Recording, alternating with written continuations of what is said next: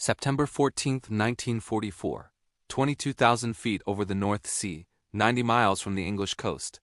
Inside St. Joe, a B-17G flying fortress, the world is a symphony of chaos. 4 Pratt & Whitney engines scream in a discordant roar.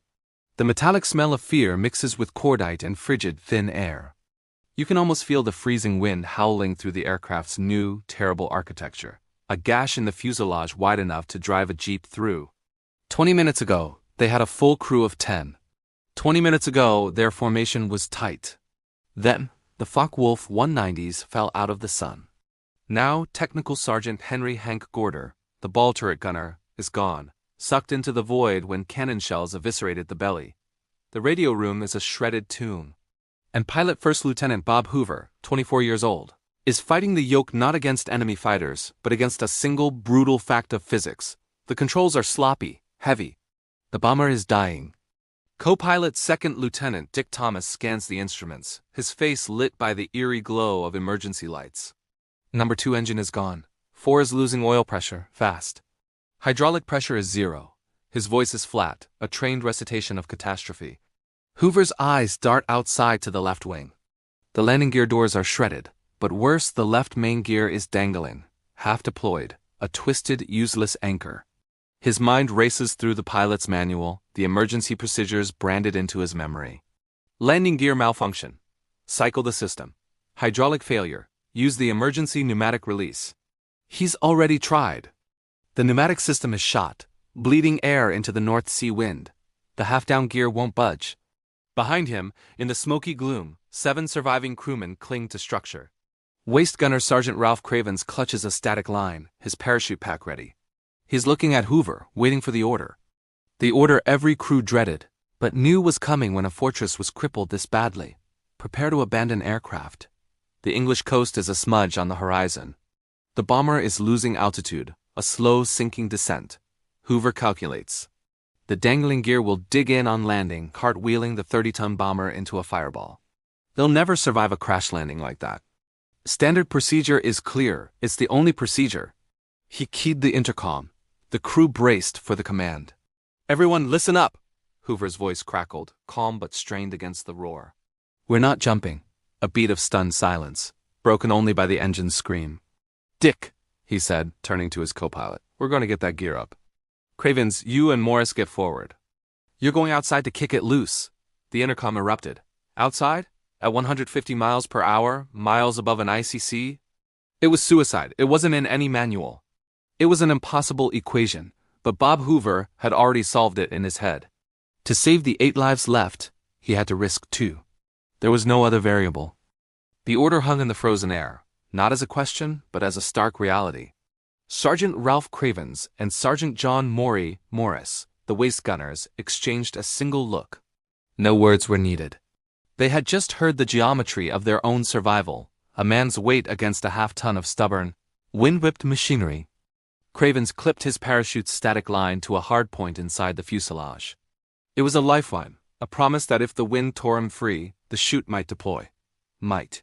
He crawled forward, past the gaping, terrifying hole where the radio room had been, the slipstream screaming through it like a banshee. Every inch was a battle.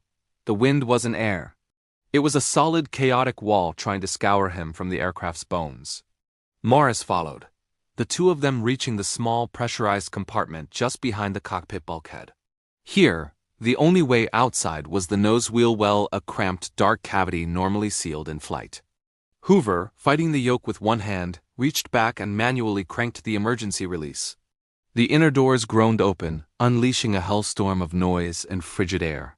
Cravens peered down into the well. It was a mechanical cave, lined with snaking hydraulic lines and the massive, retracted nose wheel. And at its edge, the vast, rushing emptiness of the outside world, where the left wing stretched back, and just out of sight, the dangling main gear was waiting. There was no harness. No safety line that could reach. They would have to lean out into that 150-mile-per-hour gale, supported only by their own grip and the courage of the man holding their legs. In the cockpit, Hoover and Thomas performed a desperate ballet of control. To give the men a fighting chance, Hoover needed to slow the crippled fortress as much as possible without stalling. He reduced throttle on the two remaining good engines, inducing a shallow side slip. The bomber shuddered, complaining, its airspeed bleeding off. The roar diminished from a scream to a howl. It was still enough to rip flesh from bone. Cravens went first. On his belly, Morris and the navigator anchoring his thrashing legs, he inched his torso out into the wheel well. The wind immediately seized him, a giant's hand trying to pluck him away. He could see the terrifying landscape of the B-17's underside, the torn aluminum skin flapping like paper, the North Sea a dizzying gray blur miles below. His eyes scanned the wing route, following the line of the landing gear strut. And there it was, the left main gear was not just dangling. Its wheel was jammed at a sickening angle in the mangled door mechanism. The pneumatic system had failed to retract it because a shard of metal, a piece of the aircraft's own wounded flesh, was holding it prisoner. Cravens pulled himself back in, lungs heaving, face lashed red by the cold. He looked at Morris. "It's jammed."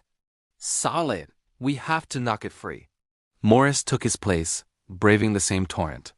He saw it too. The problem was now clear, but the solution seemed more distant than ever. How do you apply force, precise, brutal force, while hanging over an abyss? Back inside, gasping, they reported to Hoover on the intercom. The pilot's mind, a machine itself, processed this new data. A jam. It needed impact. A tool. His eyes swept the ravaged cockpit. And they landed on the only weapon they had left in this mechanical fight, the fire axe, secured to the bulkhead for emergencies. It was an unthinkable proposition.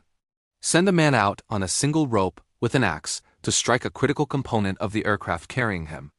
One misplaced swing could sever a control cable, a fuel line, doom them all. But the dangling gear was already a death sentence. Hoover made the call. "Take the axe." Cravens, his hands numb, unclipped the heavy tool. He felt its weight. Not just of steel, but of consequence. He nodded to Morris. They would take turns. One would anchor. The other would become a pendulum in the storm. An aerial lumberjack tasked with a cut that had to be perfect.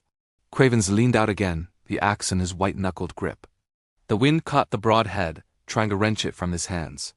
He swung. The first blow was wild, glancing off the strut with a metallic clang swallowed by the wind.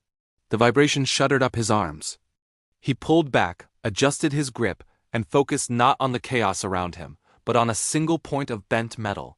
He swung again. A spark, tiny and desperate, spat into the slipstream and vanished. The sound was a feeble protest against the orchestra of wind and engine roar. Inside the wheel well, Ralph Cravens was a man reduced to pure instinct. Each swing of the axe was a monumental effort of will. He wasn't just fighting metal. He was fighting physics. The gale tried to bend his arm back, to turn the axe into a sail. His world narrowed to 3 points. The anchor grip of his crewmates on his legs, the biting chill of the axe handle in his raw hands, and that cursed piece of shrapnel jamming the gear. He struck a third time, a heavier, truer impact. The jammed gear assembly shuddered. A sliver of mangled aluminum sheared away and was gone. A surge of raw, triumphant adrenaline shot through him. It moved! It moved! He hauled himself back in, exhausted, passing the axe to Maury Morris like a sacred relic. Your turn. Same spot. Morris took the tool and the terrible baton. He repeated the ritual, his body a human hammer. Lean out, brace, swing. The bomber, still in its shallow slip, wobbled with each impact. In the cockpit, Bob Hoover felt every strike through the airframe. A series of unnerving jolts telegraphing the fragile, violent surgery being performed on his aircraft. For 20 agonizing minutes, the two gunners traded places. Swing, recover, swap. Their arms turned to lead. Their hands, even through gloves, were numb and bleeding. The static line clipped to their parachutes became a grim joke. A fall here would be into the freezing North Sea, a death sentence of its own. Finally, on a two-handed overhead chop from Morris, the universe shifted. With a grinding shriek that was felt more than heard, the jam broke. The dangling left main gear assembly, suddenly freed from its snag, slammed upward with terrifying force. It pistoned into the wing cavity with a final, definitive thud that shook the entire airframe. Morris scrambled back inside, collapsing next to Cravens. They didn't cheer. They simply breathed, ragged and deep, the axe lying between them like a spent shell casing. In the cockpit, Hoover saw the indicator for the left main gear blink, then settle miraculously into the up position. A choked sound, half laugh, half sob, escaped Dick Thomas. One problem solved. The landing gear was retracted. They could now attempt a belly landing, a controlled crash, but a crash nonetheless. But Hoover's mind was already 3 steps ahead. A belly landing on a rough field would still be catastrophic for the wounded bird and its exhausted crew. The fortress would likely break apart, its full fuel tanks sparking, its remaining ammunition cooking off. Getting the gear up was only the first miracle. They needed the second, far more improbable one, to get it back down and locked. He cycled the ruined hydraulic system. Nothing. He hit the emergency pneumatic release again. A weak, pathetic hiss was the only reply. The system was dead. The gear was up and it seemed determined to stay there. Hoover stared at the green up light. It now felt like a taunt. They had risked 2 men's lives not for a solution, but for a new, equally deadly problem. The crew had just performed a feat of unimaginable bravery, all to arrive at another impossible equation. He keyed the intercom, his voice revealing a new layer of exhaustion. Good work. Gears up. He paused, the static filling the void. Now we have to figure out how to put it back down. Without hydraulics, without pneumatics, the silence on the intercom was absolute. The elation of a moment ago evaporated, replaced by a colder, heavier dread. They were still 8,000 feet over the North Sea, a flying wreck with no way to land. Then, Hoover's eyes drifted across the cockpit, past the gauges, past the yoke, and settled on an object he had seen 1,000 times. A piece of equipment whose purpose was entirely, terrifyingly different.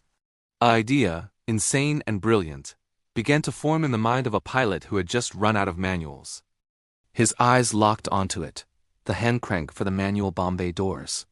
It was a simple, unassuming piece of machinery, a fold-out handle connected to a series of gears and cables designed for one specific, slow task: opening the bomb bay by sheer muscle when all else failed. It had nothing to do with landing gear. In the vast, complex anatomy of the B-17, the bomb bay system and the landing gear system were separate, belonging to different chapters of the technical manual. But Bob Hoover was no longer reading from the manual. He was writing a new one. "Dick," Hoover said, his voice low with focused intensity. "The bomb bay crank. The gear up locks are mechanical. If we can transmit force from that crank, reroute it, we might be able to manually release the locks and let the gear free fall down." Co-pilot Dick Thomas followed his pilot's gaze. The conceptual leap was staggering. It was like proposing to start a car by pedaling a bicycle attached to the radio. The systems weren't connected. But Thomas, seeing the fierce logic in Hoover's eyes, simply nodded. "What do you need?" "Everything," Hoover said. "Get me the flight engineer's tools. And Cravens and Morris up here. They're not done yet." The 2 exhausted gunners, their bodies still trembling from their ordeal in the wheel well, crawled forward into the cockpit. Hoover laid out the plan in blunt, physical terms. He pointed to the bomb bay crank, then gestured vaguely toward the floor beneath them. "Somewhere between here and the gear up locks, there's a connection we can make. We need to find a cable, a lever, anything we can physically link to this crank. We're going to build a transmission." It was a task of monumental improvisation. Flight engineer Sergeant Joe G. James produced a small toolkit. In the narrow, shaking passageways of the wounded fortress, they began a frantic search. Cravens, lying on his back in the nose compartment, traced lines with his flashlight. Morris, crammed near the wing root, shouted back sightings of pulleys and junction boxes. The clock was a physical presence. The English coastline was visible now, a thin, green-brown ribbon. Fuel gauges dipped. The 2 remaining engines ran hot, overworked from carrying the asymmetrical drag of the wounded airframe. Then, a shout from Morris. "Here! There's a cable run! It goes back toward the gear mechanism." It wasn't the landing gear cable, it was a redundant control line for the flaps. But it ran in the right direction, through a series of guides and pulleys. That was all Hoover needed: a pathway. "Can we disconnect it at the flap end and link it to the bomb bay gearbox?" Hoover asked, his mind visualizing levers and fulcrums. "We can try," James said, already wrenching a panel loose. For the next 40 minutes, St. Joe became an airborne workshop. They worked with wrenches and pliers, with sheer force and whispered prayers. They'd bypassed broken linkages, used spare cable from a repair kit to fashion a crude extension, and jury-rigged a connection between the bomb bay crank's gearing and the captured flap cable. It was ugly, inefficient, and entirely against every engineering principle. Finally, drenched in sweat and hydraulic fluid, James looked up. It's linked, Lieutenant. But the mechanical advantage, it's going to be brutal. It'll take everything we've got. Hoover took his seat. He nodded to Cravens and Morris. You're on the crank. I'll give the word. The moment of truth had arrived, not in a smooth, hydraulic whine, but in the crude language of human muscle against steel. Hoover keyed the intercom to the entire crew. Brace yourselves. We're trying to lower the gear. If this works, it's gonna be rough. If a DOESN, single quotes, T dot dot dot, double quotes, he left it hanging. Crank on my mark. He took a breath, his hand hovering over the new makeshift control. Mark! Cravens and Morris, their battered hands gripping the fold-out handle, threw their weight into it. The gears engaged with a sound of protesting metal. The crank moved an inch, then stuck. They strained, muscles corded in their necks. The bomber seemed to groan in sympathy. Slowly, agonizingly, the crank began to turn. 1 revolution. 2. In the cockpit, Hoover and Thomas stared at the gear indicator lights. Nothing. Keep going, Hoover urged. The men grunted with effort, a primal sound of exertion. They were no longer gunners. They were human hydraulics. 5 revolutions. 10. A deep, resonant clunk echoed through the airframe, a sound so visceral they felt it in their teeth. The left main gear indicator light flickered and switched from green to red. Down and locked. A ragged cheer erupted over the intercom, cut short by Hoover's command. Now the right side! Do it again! They had proven the concept, but they had only solved half the puzzle. The right gear, undamaged but trapped by the same systemic failure, still had to be lowered. And the nose gear remained a mystery unto itself. The crew's strength was already spent. They had 1 gear down. They needed 2 more. And the fields of RAF Hethel were now rushing up to meet them. The celebration died in their throats. 1 gear down was not a solution.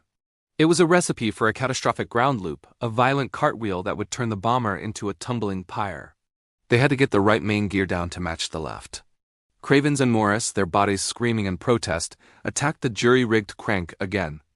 The process was marginally faster this time. They knew the rhythm of the resistance, the points where the makeshift linkage bound up. Sweat stung their eyes. Each rotation was a battle of attrition against fatigue and the fortress's own wounded inertia. 5 minutes of grinding labor later, another heavy mechanical thud resonated through the fuselage. The right main gear indicator blinked red. Down and locked.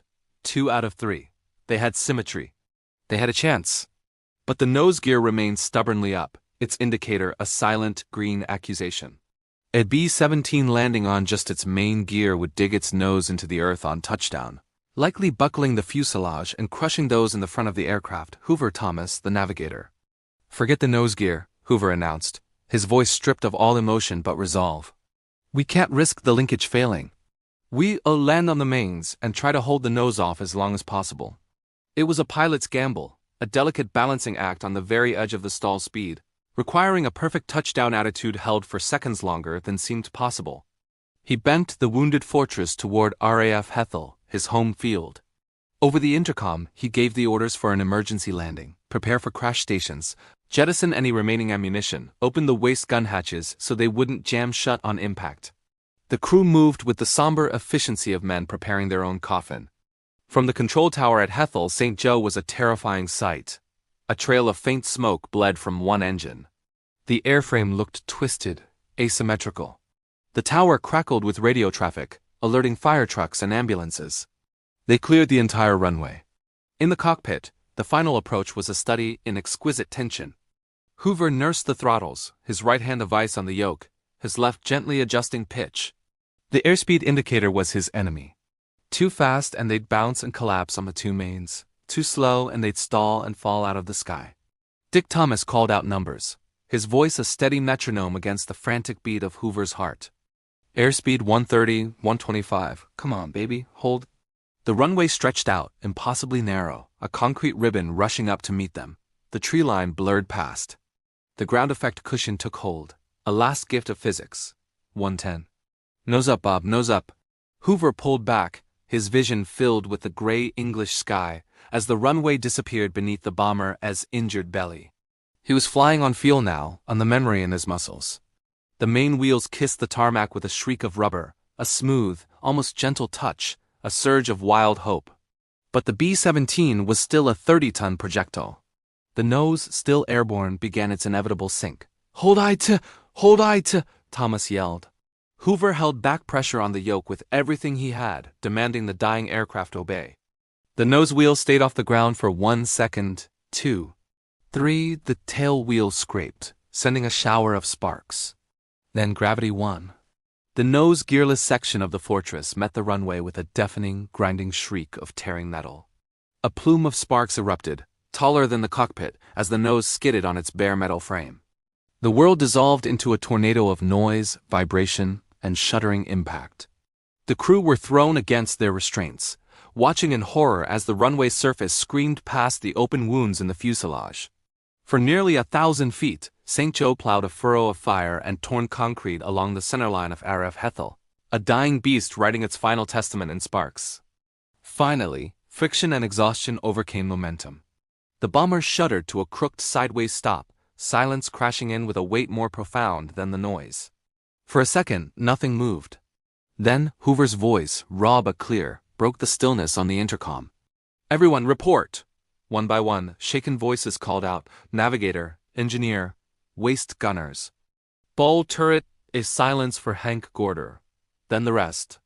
8 voices, 8 lives, they had done it.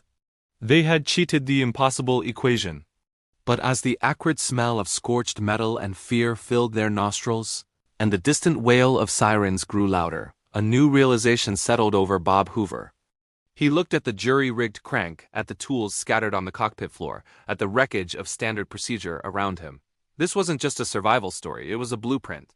And he knew with absolute certainty that he had to make sure every B-17 pilot, every crew in every theater of war, got a copy. The silence after the engines died was a physical thing, thick with dust and the smell of fierce sweat and ozone. Then came the outside sounds. The frantic bells of fire trucks, shouts of ground crew, the groan of tortured metal cooling. Bob Hoover sat in the skewed cockpit, his hands still locked on the yoke. He slowly pried them loose, finger by finger. Around him, the crew began the shaky, miraculous process of evacuation, clambering out through hatches in the gaping hole in the fuselage into the cold, clean English air. They were greeted not by a wreck but by a reprieve. 8 men standing on solid, unforgiving ground. But Hoover didn't move immediately. His eyes scanned the cockpit, the improvised crank linkage, the scattered tools, the placards detailing procedures that had just been proven utterly, dangerously insufficient. The adrenaline that had sustained him for 3 hours was receding, leaving behind a cold, crystalline clarity. The emergency landing procedure for a B-17 with hydraulic failure was, in that moment, a dead letter. He had just written a new one in sweat, blood, and sparks. Later, in the debriefing room, the mood was a strange alloy of celebration and solemnity. The intelligence officers wanted details on the flak, the fighters. But Hoover steered the conversation relentlessly back to the mechanics of survival. He described the jam, the axe, the Bombay crank. He drew diagrams on a chalkboard, crude, powerful sketches of force and linkage. "The manuals are wrong," he stated, his voice flat, leaving no room for argument. "Telling a crew to bail when the gear is jammed is a death sentence for the aircraft, and a potential death sentence for the men if they over water or hostile territory. We proved there's another way. A hard way, but a way." He didn't stop at the debrief. He wrote a report. Not a standard after-action summary, but a detailed, step-by-step technical narrative. It was a testament to the ingenuity of his crew and a scathing indictment of standard operating procedure. He outlined the tools needed, the manpower required, the precise method of linking the Bombay crank to the mechanical uplocks. He titled it simply, "Manual Lowering of B-17 Landing Gear." He submitted it up the chain of command. And then he waited. In the vast, bureaucratic machinery of the United States Army Air Forces, such a report could easily vanish into a filing cabinet, a curious footnote to a war with 1,000,000 stories. But this story had the undeniable, irrefutable weight of 8 living men and a salvageable, if wounded, flying fortress. The report did not vanish. It ignited. Copies were made. It was forwarded to engineering, to training command, to the headquarters of the 8th Air Force. Pilots and crew chiefs read it with a kind of reverent shock. Here was not theory, but proven field expedient doctrine. It transformed a write-off scenario into a fight-for-it scenario. Within weeks, a formal directive was issued to all B-17 units. The procedure pioneered by Hoover, Cravens, Morris, and the crew of St. Joe was adopted as the new official emergency standard. Technical orders were amended. Training films were updated. The humble Bombay crank was no longer just for bombs. It was now a recognized lifesaver, a manual override for fate itself. The war ground on. In the months that followed, in the skies over Germany and occupied Europe, other B-17s were stricken. Hydraulic lines were severed. Pneumatic systems failed. And when the green up light became a death sentence, other crews, remembering the story from Hethel, reached for their axes and their cranks. They fought for their aircraft and their lives, following a manual written in the crucible of one impossible landing. Bob Hoover would fly again, completing his tour. But his legacy was not measured in missions flown. It was measured in the invisible, unbreakable threads of knowledge passed from one crew to another. He had changed the algorithm of survival. He had turned a moment of desperate improvisation into institutional wisdom. The St. Joe was eventually repaired, but she never flew in combat again. She was a ghost ship, a walking testament. The crew scattered to other units, other planes, carrying the memory of that September flight in their bones. They had not just saved themselves. In rewriting the procedure, they had cast a lifeline to an untold number of crews they would never meet, in skies they would never see. They had proven that even when the technology fails, the human capacity to adapt to a fight, to imagine a solution, is the most powerful system of all. It was a lesson forged in the windstorm of a wheel well, sealed with the sparks of a mile-long skid, and etched permanently into the doctrine of the air.